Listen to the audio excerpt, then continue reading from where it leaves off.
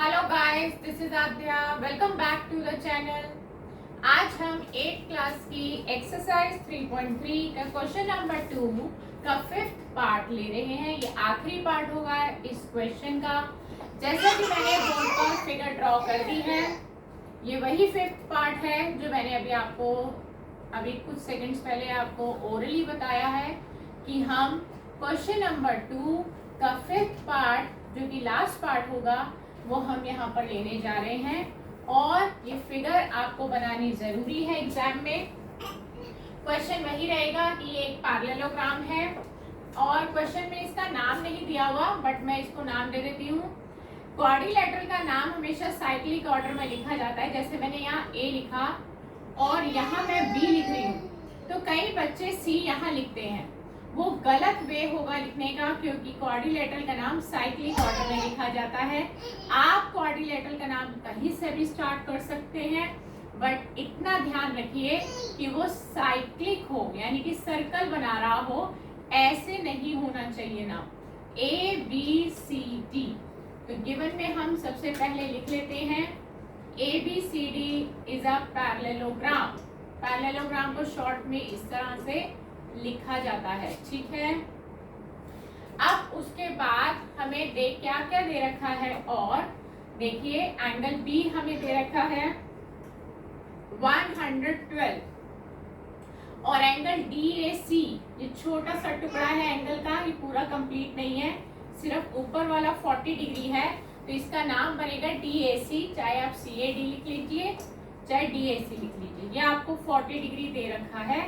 और यहीं पर आपकी इंफॉर्मेशन खत्म होती है गिवन की। टू फाइंड, आपको क्या क्या निकालना है, एक्स वाई जेड, वही तीन चीजें अननोन वेरिएबल्स आपको फाइंड करने हैं। सॉल्यूशन पर ध्यान दीजिए, बहुत ही इंपॉर्टेंट क्वेश्चन है ये। एग्जाम्स के पॉइंट ऑफ व्यू से बहुत ही इंपॉर्टेंट क्वेश्चन आने के पूरे चांस है इसके, और ध्यान से देखिए कैसे हमें इस क्वेश्चन को सॉल्व करना है। सबसे पहला प्रॉपर्टी जो हम यहाँ पे इस्तेमाल करने जा रहे हैं वो है कि पैरेललोग्राम के ऑपोजिट एंगल्स इक्वल होते हैं, और ऑपोजिट एंगल्स का मतलब होता है आमने सामने वाले। जैसे कि मेरे सामने आप, आपके सामने मैं, तो this way is called opposite, ठीक है।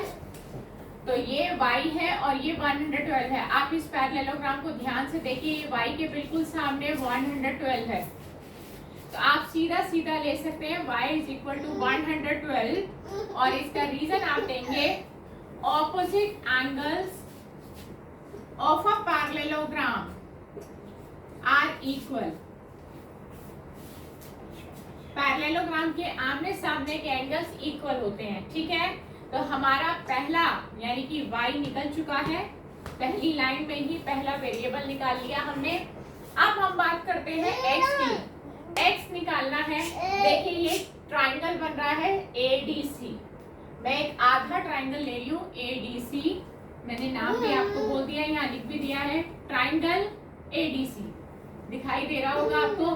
ट्राइंगल के तीनों एंगल का सम 180 होता है, ये बात आपको क्लियर कर दी गई थी और शायद आपको पता भी होगी। तो इन ट्राइंगल के तीन एंगल है y, और ये है 40 डिग्री, और तीसरा है x। इन तीनों का सम होगा 180, और इसका भी रीजन लिखा जाएगा bye angle sum property of a triangle, ठीक है। y आपका 112 है, आप y को रिप्लेस करके 112 लिखेंगे और बाकी पूरी लाइन को एज इट इज कॉपी कर देंगे।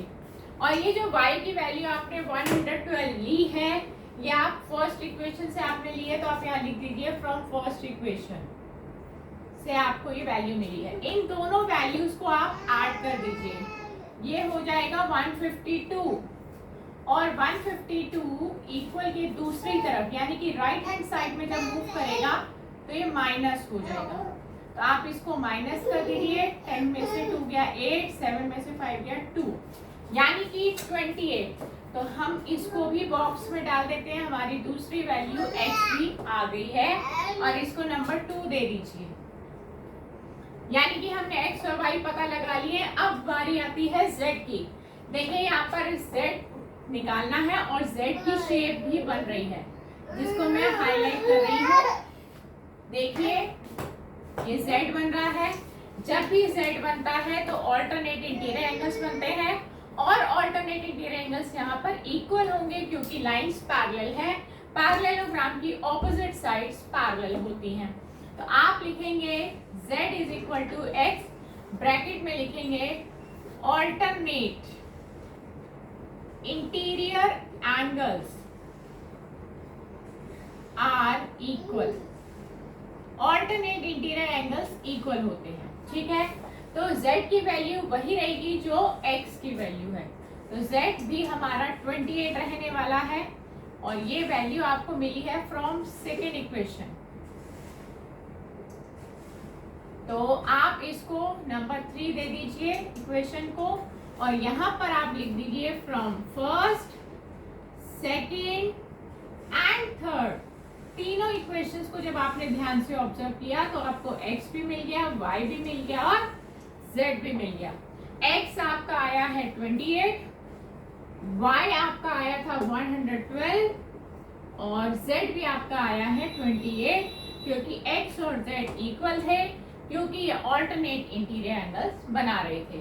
तो ऑल्टरनेट इंटीरियर एंगल्स की पहचान होती है कि z की शेप बननी चाहिए और ये इक्वल तभी होंगे जब लाइंस पैरेलल हों और पैरेललोग्राम होने की वजह से इसकी ऑपोजिट साइड्स पैरेलल होती हैं। तो हमारी मेनली यहाँ पर जो प्रॉपर्टीज लगी हैं पैरेललोग्राम की उसमें क्या क्या लगी? ऑपोजिट एंगल्स इक्वल होते हैं, ऑपोजिट साइड्स पैरेलल होती हैं और साथ ही साथ हमने सीखा कि ऑल्टरनेट इंटीरियर एंगल्स भी इक्वल होते हैं। तो ये 3 डिफरेंट तरह के कॉन्सेप्ट हमने एक ही क्वेश्चन में मेंशन करे, अप्लाई करे और तीनों वैल्यूज हमने निकाल ली हैं। तो आज की क्लास में हमने इस क्वेश्चन को बहुत ही इजी तरीके से सीख लिया है और ये क्वेश्चन बहुत ही इंपॉर्टेंट है। एग्जाम्स में इसके आने के बहुत ज़्यादा चांसेस हैं। आप प्लीज़ इस क्वेश्चन की बहुत अच्छे से प्रैक्टिस करिएगा। नेक्स्ट क्लास में आपसे फिर एक नए क्वेश्चन के साथ मुलाकात होगी। तब तक अपना बहुत अच्छे से ध्यान रखिए, मैथ्स की प्रैक्टिस करते रहिए। Goodbye friends.